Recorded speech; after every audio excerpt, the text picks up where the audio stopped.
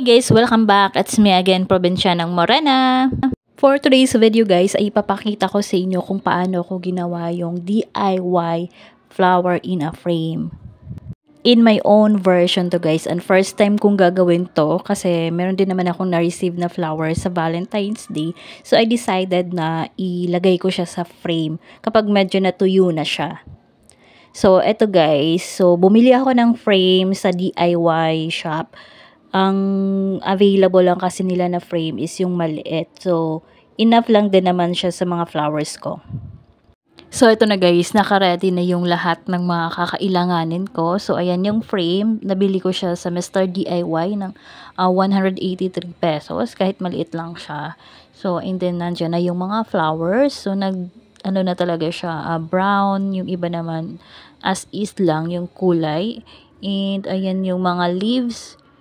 Yung iba tinapon ko po, and then yung iba na flower ay inano ko yung petals, tinanggal ko siya.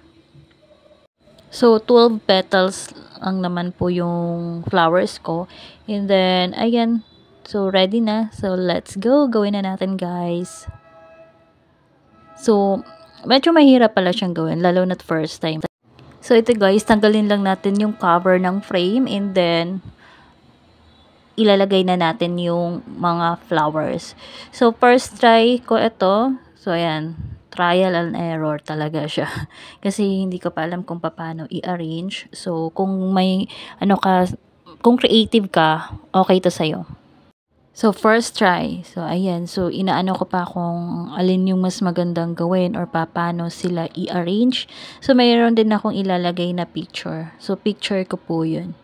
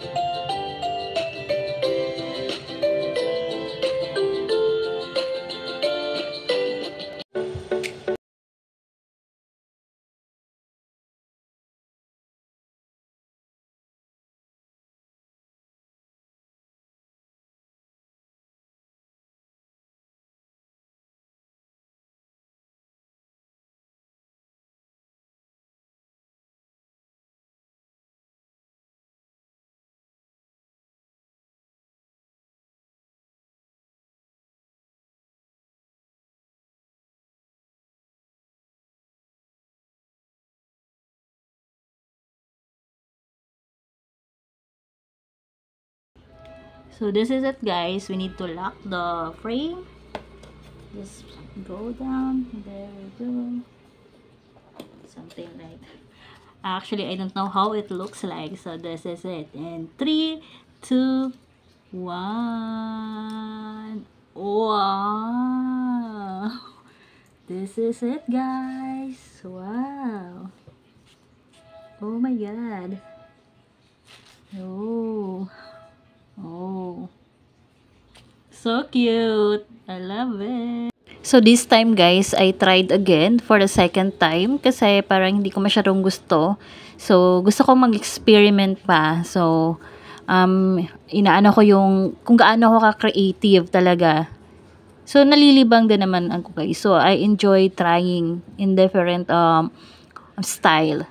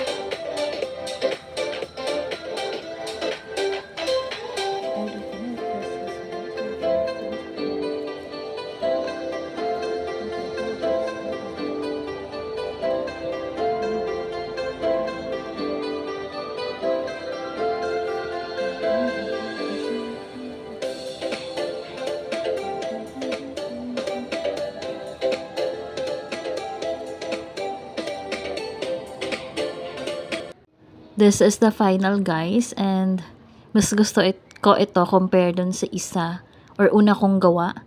So ayan na siya guys. O diba ang ganda. Sa mga hindi pa nakapag-subscribe, please subscribe. Thank you guys. Bye!